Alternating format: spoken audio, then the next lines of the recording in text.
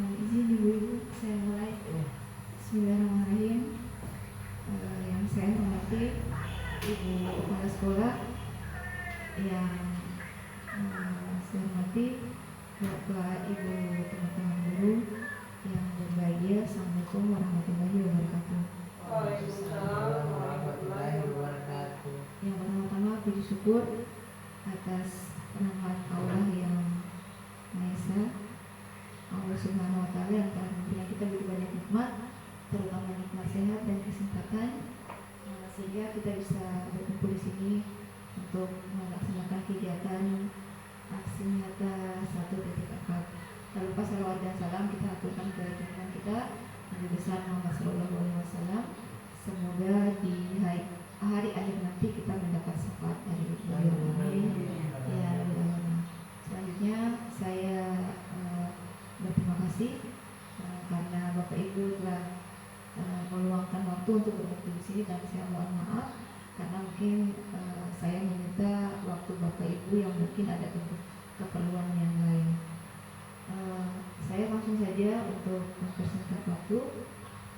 Aksi nyata modul 1.4 tentang budaya positif, yaitu menyebarkan pemahaman dan penerapan pengalaman budaya positif. Mungkin saya ingin minta umpan balik dari teman-teman sekalian sebelum saya melanjutkan, karena kalau bahasa budaya positif mungkin Bapak Ibu sudah pernah mendengar. Kira-kira budaya positif itu seperti apa? Ada yang mau memberikan pendapatnya? Iya, terima kasih.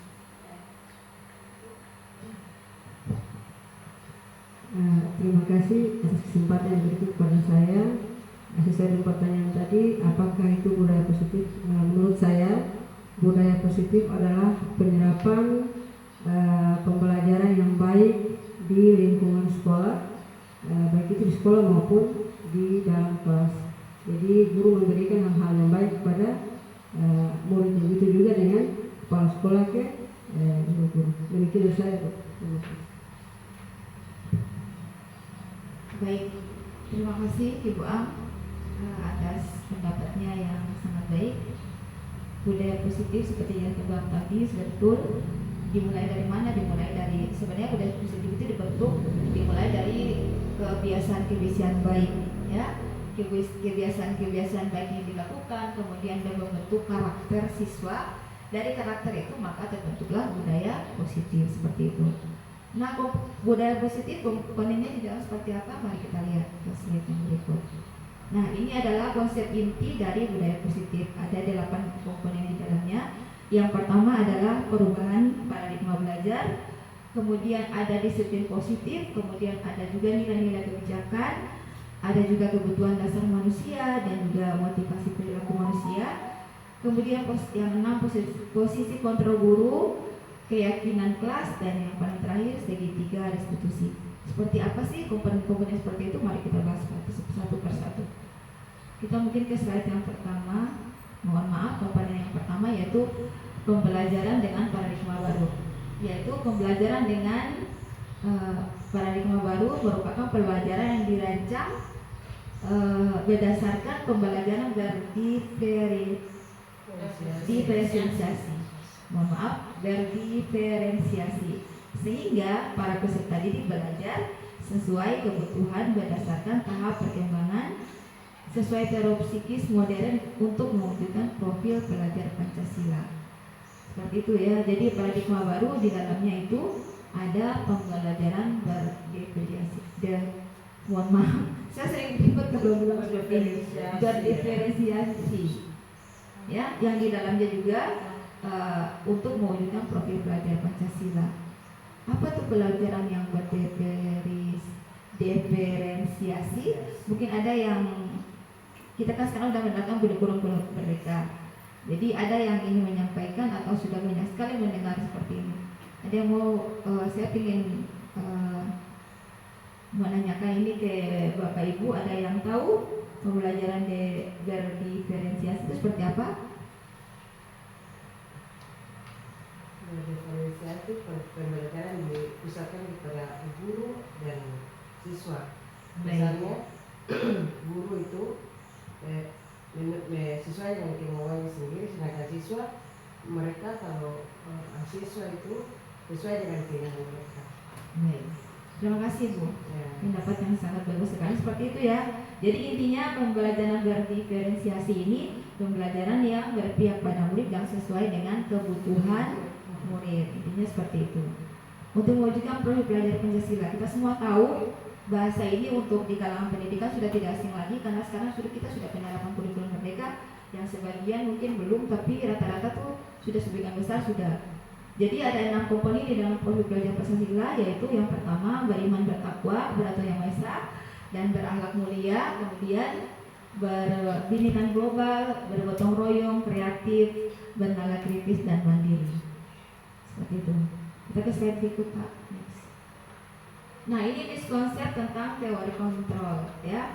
Artinya ini kita punya konsep yang salah. Kalau miskonsepsi berarti kita punya konsep yang salah. Ini ada gambar, ada 2 orang berdiri, satunya di belakang menodong dengan pistol. Itu cuma ilustrasi Bapak Ibu ya. Jadi yang pertama ilustrasi guru mengontrol murid. Ini miskonsepsi yang salah. Karena sebenarnya setiap manusia itu tidak bisa dikontrol sama manusia lain. Contoh ya, seperti ini. Kalau saya mengepalkan tangan saya seperti ini, saya suruh salah satu guru, saya minta untuk membukanya. Mohon maaf, anyway, saya mohon izin ya.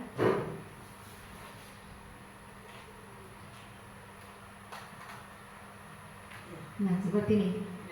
Tidak akan bisa dibuka.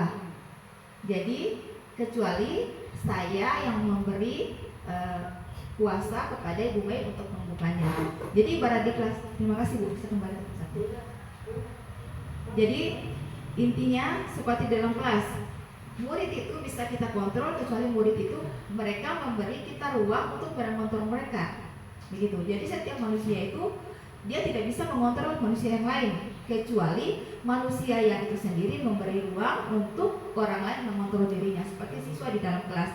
Jadi kita tidak bisa sesungguhnya kita tidak bisa mengontrol siswa itu sendiri terkecuali siswa itu memberi kita ruang untuk kita dapat mengontrol mereka.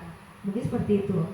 Kemudian yang berikut ilustrasi bahwa jadi mohon maaf, inti dari yang tadi bahwa setiap manusia itu tidak bisa mengontrol orang lain.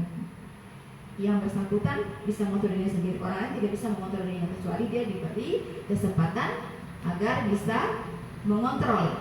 Gitu. Bisa dipahami Bapak Ibu? Baik, kita lanjut. Ilustrasi bahwa kritik dan membuat rasa bersalah mampu menguatkan karakter.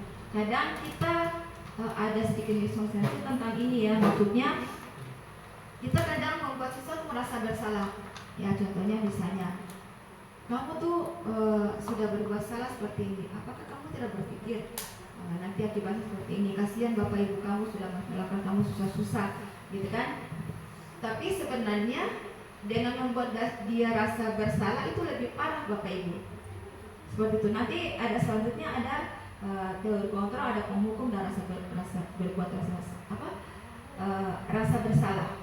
Karena apa? Karena dengan dia merasa bersalah, kadang orang itu hati-hati Bapak Ibu. Karena ini bisa membuat seseorang itu dia depresi, ya. Kadang dia merasa bahwa dia dikecilkan, seperti itu. Jadi sesungguhnya membuat orang rasa bersalah itu menurut kita benar, tapi sesungguhnya itu tidak benar. Maksudnya tidak efektif, bukan tidak benar, tapi itu tidak efektif. Itu bukan cara yang efektif. Karena dengan dia merasa begitu, kadang kembali ke psikis masing-masing ya, karena setiap orang berbeda. Kadang orang itu mungkin dia merasa sedikit berlebihan, maksudnya dia bisa ke bersalah berlebihan dan bisa dia ke arah yang negatif, misalnya dia depresi yang berlebihan dan dia bisa membuat sesuatu yang negatif yang tidak terpikirkan oleh kita, seperti itu. Kemudian yang berikut ilustrasi bahwa orang dewasa berhak memaksa. Nah ini miskonsepsi yang salah juga ya. Kita biarpun guru bukan berarti kita berhak memaksa murid ya, seperti itu ya. Karena masing-masing orang itu punya hak pribadinya. Maksudnya setiap orang kita harus bisa memberikan kesempatan kepada mereka untuk berkembang. Jadi kita tidak begitu bisa dibilang bahwa guru berhak memaksa murid. Oh tidak seperti itu. Itu miskonsepsi yang salah. Maksudnya Itu konsep yang salah, makanya dibilang kenapa itu miskonsep. Kemudian ini ilustrasi bahwa semua penguatan positif berarti dan bermanfaat. Mohon maaf, tidak semua juga seperti itu. Penguatan positifnya seperti apa, gitu ya. Jadi tidak semua penguatan positivity bisa dan bermanfaat. Itu adalah teori kontrol yang baik. Itu salah, itu miskonsep. Seperti itu. Kita lanjut ke slide berikut. Nah, ini stimulus respon, realitas, maksudnya kebutuhan kita sama ya. Sebenarnya kalau menurut teori kontrol, realitasnya kebutuhan kita berbeda. Contohnya ya, mungkin saya hari ini butuhnya apa gitu misalnya. Saya butuhnya perlu rekreasi, atau contohnya murid di kelas dia butuh pembelajaran yang auditorial, maksudnya dia butuh pembelajaran yang cukup mendengarkan saja gitu tanpa melihat. Nah, ada juga siswa yang dia tidak suka seperti itu, dia lebih butuh pembelajaran yang harus dia baca gitu, baru dia bisa masuk ke dalam otak dia atau bisa dimengerti dia. Seperti itu. Kurang lebih konsepnya seperti itu. Bisa dipahami Bapak Ibu? Ya, kemudian kita lanjut. Semua orang melihat hal yang sama. Teori kontrolnya, setiap orang memiliki gambaran yang berbeda. Contoh ya, gambaran saya terhadap Ibu Kepala Sekolah, Ibu Mei. Gambaran saya sama gambarannya Pak Emang, Pak Guru tentu berbeda. Kalau saya melihatnya Ibu Mei, oh orangnya seperti ini. Tapi menurut Pak Emang belum tentu gambarnya seperti itu. Jadi setiap orang punya kacamata melihat sesuatu tuh dari sudut pandang yang berbeda. Seperti itu. Kemudian yang berikut, kita mencoba mengubah agar orang berpandangan sama dengan kita. Nah, ini fatal seperti ini ya. Kita memaksa orang, kalau mencoba mengubah berarti kita memaksa orang itu agar berpandangan sama dengan kita. Yang seharusnya kita yang paling pas itu teori kontrol, kita berusaha memahami pandangan orang lain tentang dunia. Jadi begini, maksudnya begini. Orang tuh kadang suka menghakimi ya. Biasanya dia udah satu, oh ininya tuh dianya tuh si A tuh begini ya, biasanya gitu kan. Si A tuh orangnya seperti ini, dia biasanya menghakimi gitu. Oh datanya dia sering datang terlambat, atau dia orangnya malas gitu. Nah itu. Tapi kalau itu teori kontrol, harusnya tidak seperti itu. Harusnya kita lebih memahami dia. Pasti ada tujuan alasan tertentu dia. Oh dia kadang banyak, sebagian besar seperti yang saya dapati di sekolah saya sendiri. Maksudnya di kelas saya gitu. Ada siswa yang kadang datang terlambat karena harus malamnya bantu orang tua kan seperti itu. Nah kita harus lebih banyak memahami gitu. Jadi yang seharusnya seperti itu, bukan menghakimi tapi lebih banyak memahami seperti itu. Kemudian yang berikut, perilaku buruk dilihat dari suatu kesalahan. Nah, ini kita hampir semua, ya, mayoritas seperti itu, ya. Kita melihat bahwa seseorang melakukan kesalahan itu adalah suatu kebiasaan buruk atau perilaku buruk. Kita langsung menjustis dia bahwa dia salah, padahal tidak seperti itu. Misalnya, dia membuat kesalahan karena pasti ada tujuannya. Misalnya nih, kadang-kadang di sekolah tuh dia malas belajar, disuruh bikin PR. Karena itu pernah kenyataan saya sendiri, pengalaman saya jadi guru itu di tahun berapa ya, di tahun 2007 kalau tidak salah. Iya, 2007. Itu ada siswa ya yang dia sudah kelas 5, dia tidak pernah buat PR. Itu saya baru datang, baru pindah, tidak pernah buat PR. Perempuan tapi dia tidak pernah buat PR. Mohon maaf Bapak Ibu, saya cerita sedikit terkait dengan materi kita hari ini. Dia tidak pernah buat PR. Jadi padahal neneknya tuh guru, dia di sekolah sebelah. Dia menurut neneknya, dia tidak pernah di sekolah itu bukunya kosong, satu garis pun tidak ada. Jangankan tulisan, jangankan huruf kata, satu garis di dalam buku tidak ada. Dia selalu bawa pulang buku kosong. Orangnya baru 5, perempuan tinggi. Terus dia suka ganggu-ganggu teman gitu. Nah, setelah saya selidiki pelan-pelan, ada katanya, Bu, dia tidak pernah buat PR. Di kelas sebelumnya juga seperti itu, Bu. Saya bilang ini pasti ada apa-apanya. Yang pertama dia perempuan, pastinya dari sama kita perempuan kan Bapak Ibu. Nah, setelah saya wawancara dengan, saya tanya, saya panggil ke depan, tidak buat PR, semua maju ke depan. Kemudian yang lain saya tanya, yang bisa akalnya diterima, saya suruh duduk. Rasanya diterima, saya suruh duduk. Dianya pas terakhir saya tanya, kamu bapaknya di mana? Dia bilang bapak Sukiri, kesini keturunan, saya bisa mama. Saya mau menangis Bapak Ibu. Kemudian mama kerja di pasar. Nah, kondisi seperti ini yang membuat anak itu dia semacam protes kepada orang tuanya. Jadi saya, ternyata anak ini memang karena berasal dari keluarga broken home. Jadi otomatis ada semacam kenapa dia berbuat seperti ini, berarti dia punya alasan-alasan. Jadi semua perilaku itu dia memiliki tujuan seperti itu, ya. Baik, kita lanjut. Nah, ini orang lain bisa mengontrol saya. Yang teori kontrolnya hanya Anda yang bisa mengontrol diri Anda. Contohnya tadi saya sudah contoh praktekkan di depan tadi, ya. Ibu kepala sekolah dengan saya ketika saya mengepal tangan, tidak ada ibu kepala sekolah tidak bisa membuka kepala saya karena hanya saya yang bisa mengontrol diri saya. Orang lain tidak bisa mengontrol saya, seperti itu. Kemudian yang berikut, pemaksaan ada pada saat rujukan gagal. Artinya begini Bapak Ibu, ketika kita menyuruh siswa itu membujuk-bujuk pada orang, istilahnya seperti itu ya, bahasa kita seperti itu. Ketika kita bujuk anak melakukan sesuatu, ya, dan kalau bujukan itu tidak berhasil, kita sering paksa, awas ya, kamu kalau tidak mau nanti dikasih hukuman, seperti itu. Kita memaksa anak, nah itu salah sebenarnya. Yang harusnya kita lakukan adalah apa? Berkolaborasi, menciptakan pilihan-pilihan baru. Kita berkolaborasi maksudnya kita wawancara kepada anak tersebut, kita gali informasi dari dia, pasti dia punya tujuan tertentu, seperti itu. Seperti itu Bapak Ibu ya. Baik, kelas saya berikut. Nah, kita ke komponen yang kedua tentang disiplin positif. Apa itu disiplin? Disiplin berasal dari kata disiplina, yang artinya belajar. Disiplin mengacu pada disiplin diri yang memiliki tanggung jawab terhadap apa yang dilakukannya berdasarkan nilai-nilai yang diyakini. Contoh-contoh disiplin di sekolah, contohnya seperti apa Bapak Ibu? Datang tepat waktu. Iya, datang tepat waktu. Kalau kita guru di sekolah biasanya kalau disiplin itu bukan cuma waktu, tapi banyak hal yang dicakup. Kadang disiplin dari pakaian, kalau pakaian seragam itu bagian dari seperti itu. Baik. Kemudian disiplin positif itu seperti apa? Disiplin positif merupakan salah satu cara penerapan disiplin yang bertujuan untuk menumbuhkan kesadaran serta memperdayakan peserta didik tanpa imbalan reward, imbalan penghargaan, maksudnya reward ya, ancaman atau hukuman. Jadi di sini dijelaskan di bagian bawahnya, sebagai pendidik tujuan kita adalah menciptakan peserta didik yang memiliki disiplin diri sehingga mereka berperilaku kepada nilai-nilai kebajikan universal dan memiliki motivasi intrinsik dalam perubahan perilaku ke arah lebih baik. Maksudnya seperti ini Bapak Ibu.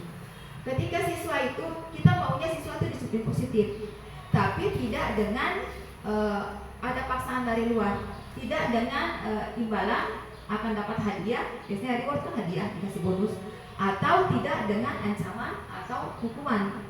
Tapi ketika dia berdisiplin positif atau disiplin waktu datang ke sekolah, itu muncul dari motivasi intrinsik. Maksudnya motivasi intrinsik ini motivasi dari dalam diri sendiri atau kemauan dia untuk melakukan sesuatu muncul dari dalam dirinya sendiri.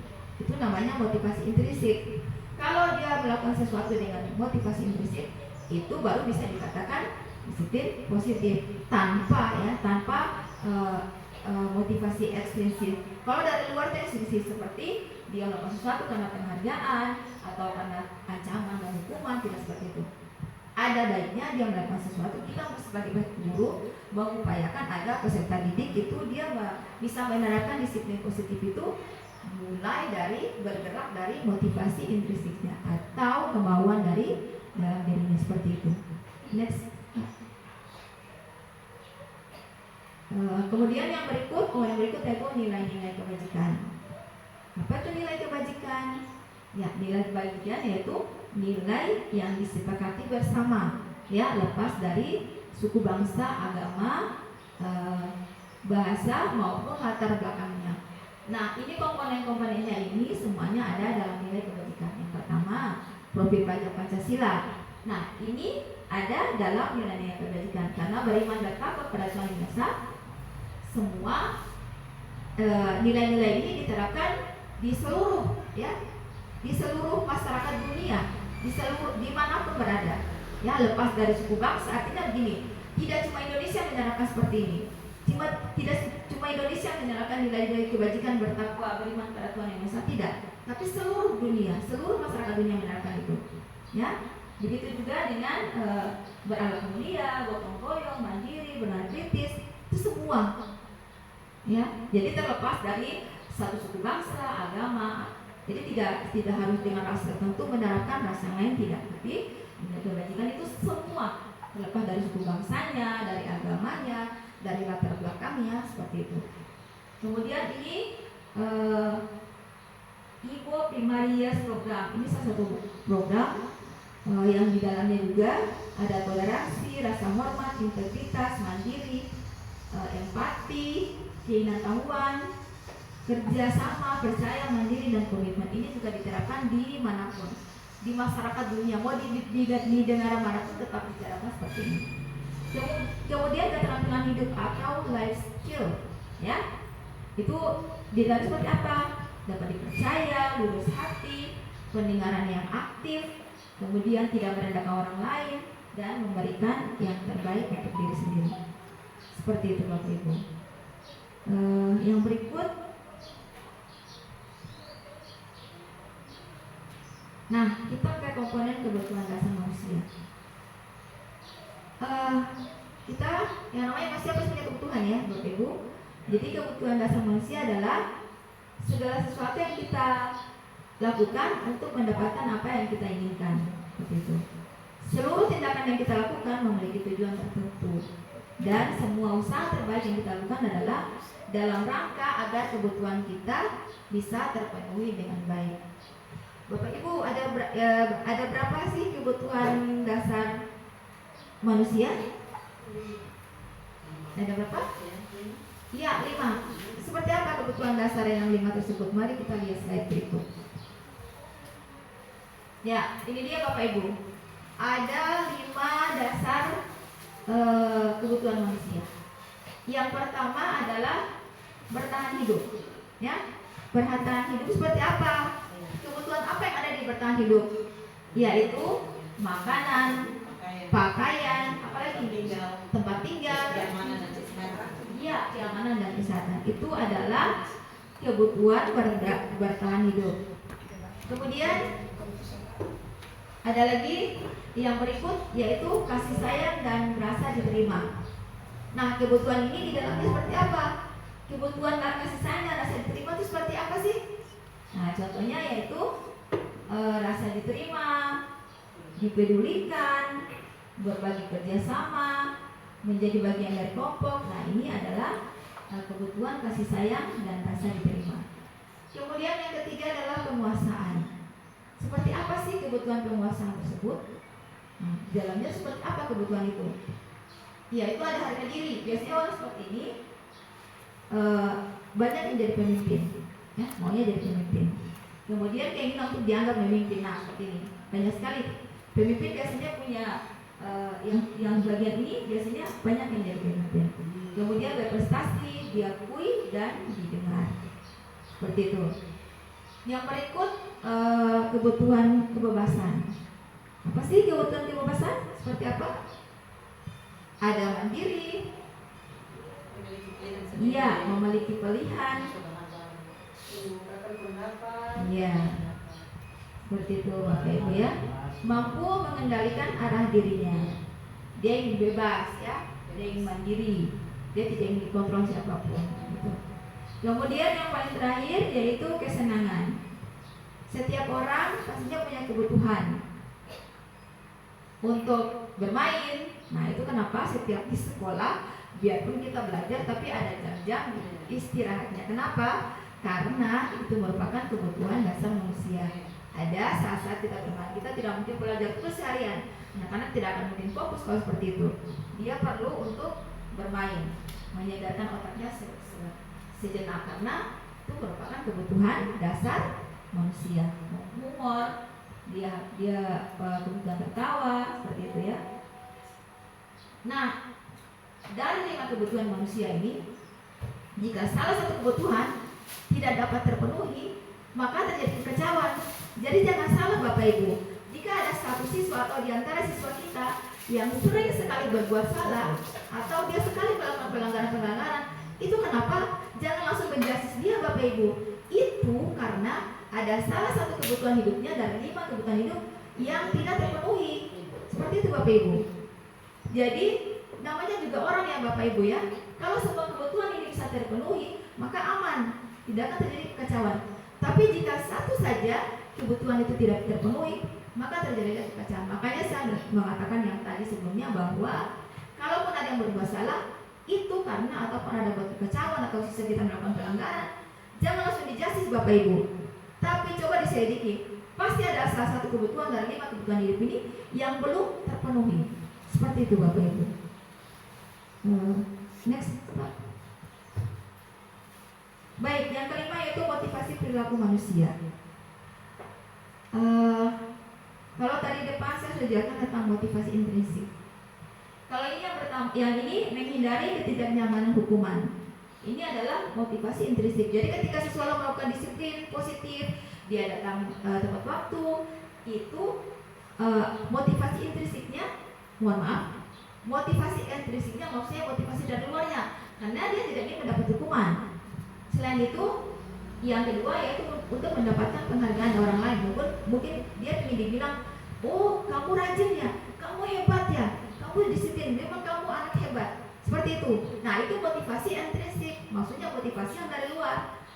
Kalau yang di bawahnya ini adalah motivasi intrinsik, motivasi dalam diri sendiri, motivasi yang muncul dari diri sendiri. Nah itu yang sangat penting kita tanamkan untuk peserta didik sekarang, ya, ataupun nanti. Karena itu memang sangat efektif untuk penanaman motivasi. Motivasi intrinsik yaitu untuk menjadikan orang yang merdeka. Menjadikan orang yang mereka inginkan dan menghargai diri sendiri dengan nilai-nilai yang mereka percaya. Ya, dia percaya bahwa ketika dia berdisiplin, kata orang, ya, kecil terbawa, ala bisa karena biasa. Ketika dia melakukan kebiasaan yang baik, maka dia akan terbiasa dengan hal yang baik. Dan ketika seseorang melakukan perbuatan yang positif, maka yang dia terima akan imbalannya adalah dia menarik energi positif. Seperti itu. Iya. Kalau ketika dia misalnya rajin belajar, rajin buat tugas, itu kan dia sudah berdiri di tempat yang positif. Otomatis dia berkeyakinan, ya, dia percaya bahwa ketika dia berdiri di tempat positif, maka dia akan menarik energi positif. Maksudnya, ketika dia belajar dengan giat, maka dia akan mendapat peringkat yang baik. Begitu, seperti itu. Dia akan sukses ke depannya. Nah, itu nilai-nilai yang diyakini seperti itu. Itu motivasi atau motivasi intrinsik, yaitu motivasi yang ada dalam diri sendiri, yang muncul dari dalam diri sendiri. Nah, itu penting kita tanamkan untuk peserta didik kita. Seperti itu. Yang berikut. Nah, ini ada 3. Ada hukuman, ada konsekuensi, ada restitusi. Bapak Ibu mungkin sudah tidak asing lagi dengan bahasa-bahasa ini. Mungkin ada yang bisa menjelaskan ke saya apa itu hukuman, apa itu konsekuensi, dan apa itu restitusi. Kira-kira apa tuh Bapak Ibu? Baik, saya jelaskan saja ya. Hukuman yaitu tidak terencana, tiba-tiba. Artinya ketika dia membuat kesalahan, ya, dia langsung dihukum. Gitu. Hukuman yang dia dapat seperti itu. Kemudian biasanya hukuman itu bersifat fisik, ya, dipukul misalnya, atau dijewer telinganya, seperti itu. Atau mungkin disuruh berdiri di lapangan panas-panas misalnya. Gitu. Kalau konsekuensi, dia terencana disepakati sesuai dengan peraturan. Maksudnya begini, ketika kita buat peraturan, misalnya siswa datang terlambat sebelum dia pintu pagar dikunci, Ya. Nah, ketika dia melakukan kesalahan seperti itu, konsekuensi yang dia terima, dia harus berdiri di luar pagar. Dia sudah tidak bisa masuk di dalam kelas lagi. Jadi konsekuensi itu akibat dari hukuman yang akibat dari dia melanggar peraturan seperti itu. Dia harus mendapat konsekuensi dari melanggar peraturan tersebut, contohnya seperti itu. Nah, kalau restitusi adalah proses menciptakan kondisi bagi murid untuk memperbaiki kesalahan. Ya, makanya kenapa dibilang restitusi ini adalah sama dengan perbaikan Bapak Ibu. Jadi ketika siswanya berbuat salah, ya, kita melakukan restitusi, yaitu membuat perbaikan seperti itu ya. Nah, prosesnya ini dibawahnya proses kolaboratif yang mengajarkan murid untuk mencari solusi sendiri. Jadi tidak langsung menghukum, tapi berkolaborasi bersama siswa. Maksudnya siswa diajak wawancara, kita bekerjasama dengan siswa. Bekerjasama dalam arti kita mewawancarai mereka. Kamu pasti punya tujuan-tujuan tertentu, seperti itu ya. Kenapa melakukan seperti ini? Kamu pasti punya alasan melakukannya. Jadi seperti itu Bapak Ibu. Bisa dipahami Bapak Ibu? Ya. Baik, kita lanjut ke slide berikut. Nah, ini ada kita masuk ke komponen berikut yaitu posisi kontrol. Ini ada 5 posisi kontrol. Yang pertama adalah penghukum, yang kedua pembuat rasa bersalah, yang berikut adalah teman dan pemantau, kemudian ada manajer. Seperti apa sih posisi-posisi itu? Kita lihat. Tolong di file Word Pak. Ya, ini penghukum ya. Seorang penghukum bisa menggunakan hukuman fisik maupun verbal. Orang-orang yang menjalani posisi penghukum senantiasa mengatakan bahwa sekolah memerlukan sistem atau alat yang dapat lebih menekan murid-murid lebih dalam lagi. Guru yang menerapkan posisi penghukum akan selalu berkata, "Patuhi aturan saya," atau "Awas ya," seperti itu. Kemudian, "Kamu selalu salah." Ada juga bahasa selalu, pasti selalu yang terakhir selesai. Yang seperti itu. Kemudian guru penghukum ini senantiasa percaya bahwa hanya ada satu cara agar pembelajaran bisa berhasil, yaitu dengan cara dia. Apa itu? Ya dihukum, penghukum. Seperti itu Bapak Ibu. Kemudian yang berikut yaitu pembuat rasa bersalah. Nah, pada posisi ini biasanya guru itu akan lebih bersuara lembut. Kenapa? Agar siswanya dibuat rasa bersalah. Nah, pembuat rasa bersalah akan menggunakan keinginan untuk membuat orang lain merasa tidak nyaman. Tidak nyaman itu dalam arti bahwa dia merasa bersalah, ya. Nah, atau rendah diri. Kata yang keluar lembut biasanya seperti itu, seperti ini ya. Ibu sangat kecewa sekali dengan kamu. Nah, ini kan sudah membuat siswa itu down misalnya, atau dia langsung umpannya jatuh. Artinya siswa kita harus motivasi yang baik, motivasi yang bisa membangkit motivasi intrinsiknya, maksudnya bisa membangkitkan dia berbuat yang positif. Makanya kita membuat sesuatu down atau jatuh mentalnya. Tidak boleh seperti itu. Nah, ini ada juga bahasa berapa kali ya ibu harus memberitahu kamu ya, seperti itu. Kemudian ada juga gimana coba kalau orang tua kamu tahu kalau kamu berbuat begini. Nah, dan di posisi ini murid akan memiliki penilaian diri yang buruk tentang diri mereka. Kenapa? Karena mereka merasa sudah gagal menjadi anak mungkin, atau gagal menjadi murid seperti itu. Murid merasa tidak berharga dan telah mengecewakan orang-orang yang disayanginya seperti itu. Kemudian posisi teman, seperti apa posisi teman? Guru pada posisi ini tidak akan menyakiti murid, ya. Namun ada tetap berupaya mengontrol murid melalui persuasi. Posisi teman pada guru bisa negatif, bisa juga positif. Makanya hati-hati Bapak Ibu dalam posisi teman seperti ini. Positif ini berupa hubungan baik yang dipilih antara guru dan murid. Guru di posisi teman menggunakan hubungan baik dan humor untuk mempengaruhi seseorang. Mereka akan berkata, "Ayolah," misalnya kalau mereka berbuat salah, kita tuh sebagai teman guru biasanya, "Ayolah, bantulah demi Bapak ya," gitu kan, teman nih gitu. Terus misalnya, ayo tidak bantuan Bapak, tidak ingat bantuan Bapak selama ini gitu. Atau ya sudahlah kali ini tidak apa-apa, nanti Ibu bantu bereskan.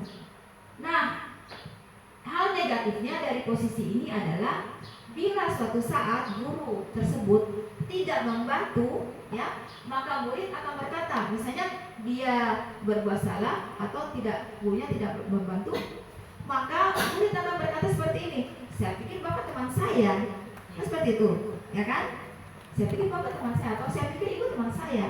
Nah, murid kemudian akan merasa kecewa dan tidak mau lagi berusaha. Berusaha apa? Berusaha ke arah yang lebih baik. Nah, hal yang mungkin tumbuh adalah murid akan bertindak untuk guru tertentu. Ya, dia tidak akan misalnya gini. Kalau dia kita posisikan diri sebagai teman. Oke lah, kayak anak yang si A misalnya. Tapi kita posisikan sebagai teman. Guru lain kan belum tentu seperti itu. Nah, artinya dia mau nurut sama kita karena bikinnya kita teman tuh. Jadi oh saya ikut. Tapi ke guru lain belum tentu seperti itu. Nah, ini juga tidak efektif cara seperti ini ya. Baik, ke berikut yaitu pemantau. Pemantau artinya berarti mengawasi. Pada saat kita mengawasi, artinya kita bertanggung jawab atas perilaku orang-orang yang kita awasi. Jadi posisi pemantau tuh biasanya berdasarkan pada peraturan-peraturan dan konsekuensi dengan menggunakan sanksi. Ya, jadi misalnya pemantau itu pertanyaan seperti ini. Peraturannya apa ya? Misalnya kan dia melakukan hukuman nih, dia selalu tanya gitu. Peraturannya apa ya? Atau apa yang telah kamu lakukan? Bisa jadi apa sih konsekuensi atau apa sanksi dari apa yang telah kamu lakukan seperti itu? Itu biasanya seorang pemantau seperti itu. Dia mengandalkan catatan atau data yang dapat digunakan sebagai bukti atas perilaku seseorang. Ya. Nah, posisi ini biasanya mereka menggunakan catatan-catatan bisa di jurnal atau yang lain-lainnya seperti itu. Oke, kita ke berikut, yaitu posisi manajer. Coba kita lihat. Posisi manajer itu seperti apa sih? Nah, posisi manajer ini adalah posisi di mana guru tersebut berbuat sesuatu bersama murid, ya. Jadi mempersilahkan murid mempertanggungjawabkan perilakunya, kemudian mendukung murid agar dapat menemukan solusi dan permasalahannya sendiri, seperti itu. Kemudian seorang manajer telah memiliki keterampilan di posisi teman ataupun pemantau. Nah, dengan demikian, maksudnya ketika dia posisi manajer, dia sudah punya pengalaman tuh. Oh, di posisi teman seperti apa, pemantau seperti apa. Jadi dia tahu bagaimana cara memperlakukan atau menangani kasus tersebut. Seperti itu. Dan bisa jadi di waktu-waktu tertentu kembali pada kedua posisi tersebut bila diperlukan. Jadi posisi manajer itu dia juga bisa kembali, maksudnya dalam posisi manajer itu dia bisa berlaku sebagai posisi teman, dia juga bisa berlaku sebagai posisi pemantau, seperti itu. Kemudian, namun bila dia juga, nah posisi ini biasanya mengacu pada restitusi. Diajak ya, jadi murid itu diajak menganalisis kebutuhan dirinya. Seperti apa sih kebutuhan kamu, mau apa sih sebenarnya? Dicari perbaikannya, bukan penghakiman ya, tapi perbaikan. Karena restitusi itu adalah perbaikan. Kembali ke yang tadi Pak. Bisa dipahami Bapak Ibu? Oh ya, dari 5 posisi kontrol yang ini, kira-kira menurut Bapak Ibu posisi yang paling mana yang paling efektif bagi guru untuk menerapkannya di sekolah? Posisi apa Bapak Ibu? Manajer, ya, seperti itu. Baik, kita ke yang berikut. Nah, ini tadi saya sudah jelaskan tadi ada 5 posisi kontrol dengan contoh-contoh pertanyaan dari guru seperti itu. Nah, kalau ini saya kecewa sekali dengan kamu. Kira-kira ini pada posisi mana nih? Dari kelima posisi kontrol yang saya jelaskan tadi.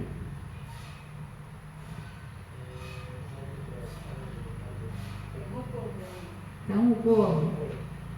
Oke. Sepakat hukum? Iya, bisa. Kemudian berikut, kamu tidak pernah benar melakukannya. Nah, ini memang jelas membuat tidak bersalah. Kemudian yang berikut, apa rencanamu untuk menyelesaikan masalah ini? Iya, ini manajer. Biasanya dia kasih ruang untuk siswa dapat memperbaiki dirinya. Kemudian yang berikut, ayolah lakukan demi bapak atau ibu ya.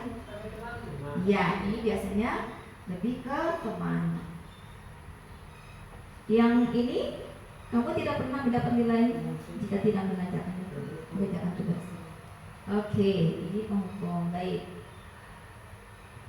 Seperti itu ya, posisi kontrol guru yang tadi saya jelaskan. Kita ke komponen berikut, yaitu keyakinan kelas. Mengapa keyakinan kelas dan mengapa bukan peraturan kelas? Bapak Ibu ada yang bisa menjelaskan ke saya mengapa bukan peraturan tapi keyakinan kelas? Ya Bu? Mengapa keyakinan kelas? Mengapa bukan peraturan kelas? Ya, kalau peraturan kelas itu berarti yang dibuat hanya gurunya saja. Kalau membuat keyakinan kelas, berarti kita bersama-sama guru dengan siswa itu sendiri untuk membuat keyakinan kelas. Ya, terima kasih Ibu ya. Ya, terima kasih Ibu Mei, luar biasa. Ya, betul sekali ya apa yang dijelaskan tadi. Kalau peraturan kelas berarti hanya gurunya saja yang membuat peraturan. Kalau keyakinan berarti guru beserta siswanya atau muridnya yang membuat. Dan biasanya di dalam keyakinan kelas itu ada nilai-nilai kebajikan seperti itu. Oke, next Pak.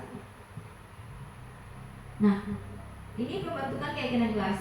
Yang pertama, dia bersifat abstrak. Maksudnya keyakinan kelas itu diyakini. Jadi kita tidak melihat, dia yakin bahwa contoh ya, ketika seseorang dia tidak menggunakan helm ya, ketika dia berkendaraan di jalan raya ya, itu bukan karena dia takut akan takut akan kena tilang atau didapat positif seperti itu, tapi karena lebih kepada menjaga keselamatan. Nah, dengan keselamatan itu adalah nilai-nilai keyakinan. Nilai keyakinan universal, artinya untuk menjaga keselamatan terlepas dari suku bangsanya, semua orang seperti itu ya. Lebih seperti itu. Bisa dipahami Bapak Ibu? Nah, ini berupa pernyataan-pernyataan. Yang kedua yaitu berupa pernyataan universal. Maksudnya tidak terlepas dari suku bangsa tertentu atau agama tertentu yang menerapkan seperti itu, tapi sudah seluruh masyarakat dunia, dia universal semuanya. Kemudian dibuat dalam pernyataan positif. Ya pasti ya, keyakinan kelas itu pembentukan keyakinan kelas itu selalu yang positif, yang baik. Misalkan pertama apa? Menghormati guru, ya, datang tepat waktu seperti itu, menjaga kebersihan. Menjaga kebersihan pastinya adalah membuang sampah pada tempatnya. Seperti itu. Pokoknya yang selalu bersifat yang positif. Kemudian apa nih? Sedikit saja agar mudah diingat ya. Oke, keyakinan kelas itu kenapa dibilang sedikit saja mudah diingat? Karena dia bersifat abstrak ya. Siswa harus bisa mengingat.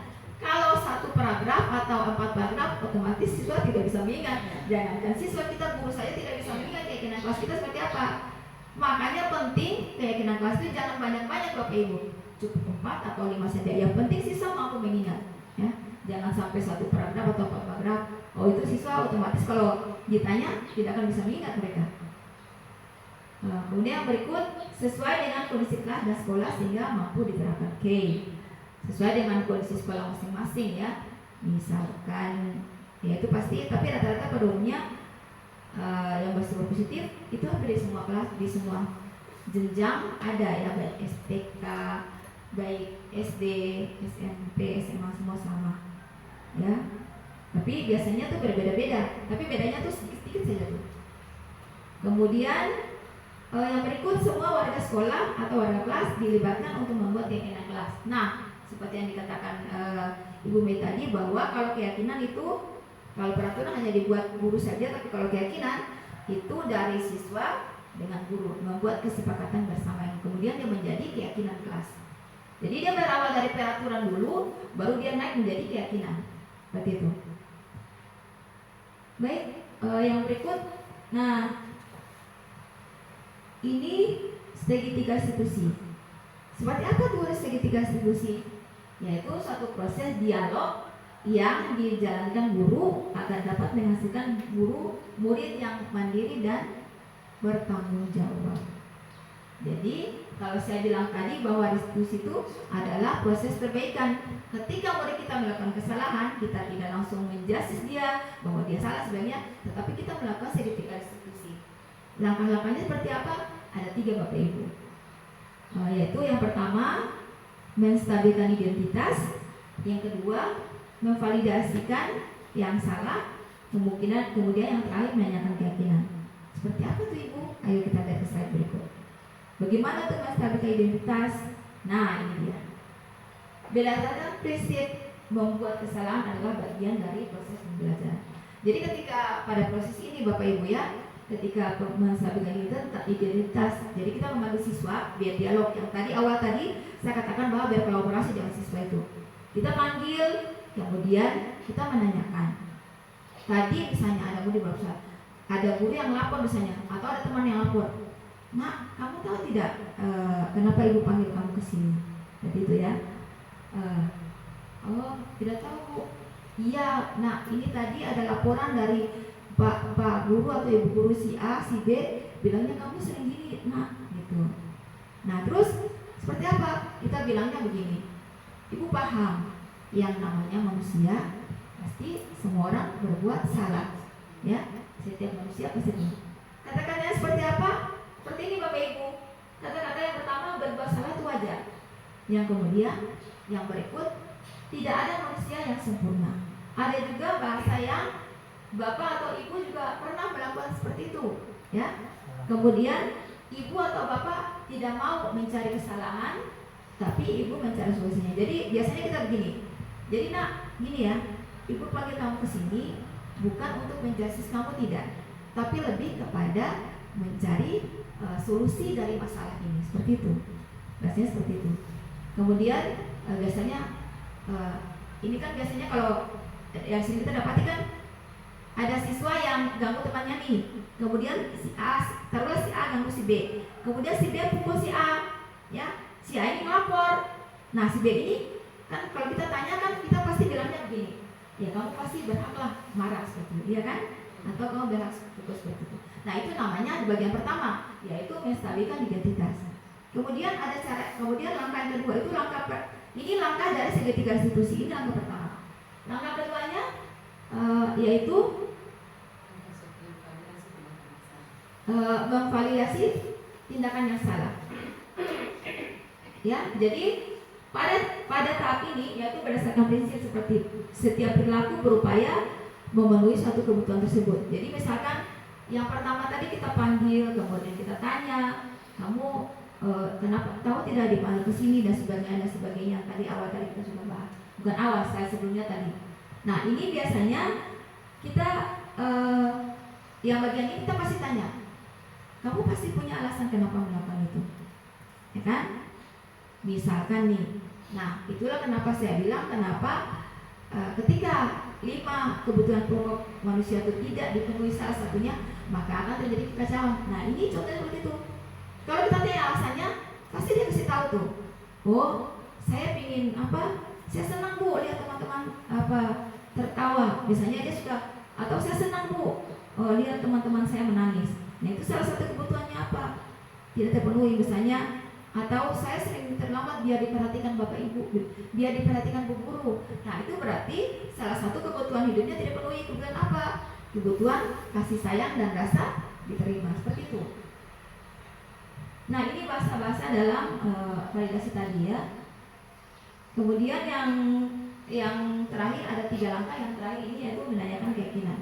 Maksudnya seperti ini. Ketika kita kamu punya alasan, kita tahu alasannya, terus kita bilang ke anak, kamu masih ingat tidak keyakinan kelas kita? Nah itu kenapa tadi di awal dibilang keyakinan kelas jangan banyak-banyak, harus beberapa kata saja, beberapa kalimat saja agar mudah diingat. Terakhirnya banyakkan keyakinan artinya kau masih ingat tidak keyakinan kelas kita? Nah terus oh ingat Bu, disebutkan satu persatu, rasa hormat, ya kan, menjaga kebersihan misalnya. Terus kita bilang lagi, kira-kira kebutuhan mana yang belum kamu, atau kira-kira keyakinan mana yang belum kamu penuhi nak? Keyakinan rasa hormat Bu misalnya, atau saling menghormati sesama teman Bu, karena dia sering mengganggu temannya misalnya. Nah dia sebutkan seperti itu. Kalau sudah seperti itu, yang terakhirnya kita menanyakan ke siswa, kira-kira cara kamu seperti apa nak untuk bisa memulihkan kondisi tersebut? Pastinya akan dia bilang, iya Bu, nanti saya minta maaf Bu ke si A misalnya, atau dia sudah berbuat salah sama guru, Bu nanti saya minta maaf ke guru seperti itu. Dan itu cara yang paling efektif diterapkan untuk peserta didik di sekolah. Seperti itu Bu. Baik lanjut. Ya oke. Itu sudah paling terakhir sekali ya tanpa sadar ya Bapak Ibu ya. Baik, sampai di sini ada pertanyaan Bapak Ibu? Ya, baik, terima kasih. Sebelum yang saya tutup, mungkin saya ingin Bapak Ibu memberikan refleksi terkait materi kita hari ini. Ada yang bisa menyampaikan refleksi? Baik, terima kasih. Terima kasih. Menurut saya untuk refleksi ya, dari penyampaian dari awal sampai terakhir alhamdulillah dimengerti dengan baik bagaimana kami memahami bahwa bagaimana posisi kami sebagai guru dalam posisi kontrol yang Ibu jelaskan tadi. Kemudian penyelesaian masalah dalam segitiga restitusi. Terus alhamdulillah bisa membuka wawasan kami tentang bagaimana penerapan pembelajaran yang baik pada anak-anak ini. Demikian menurut saya, nanti yang lain menambahkan. Terima kasih. Baik, terima kasih ya Ibu Yam ya refleksinya.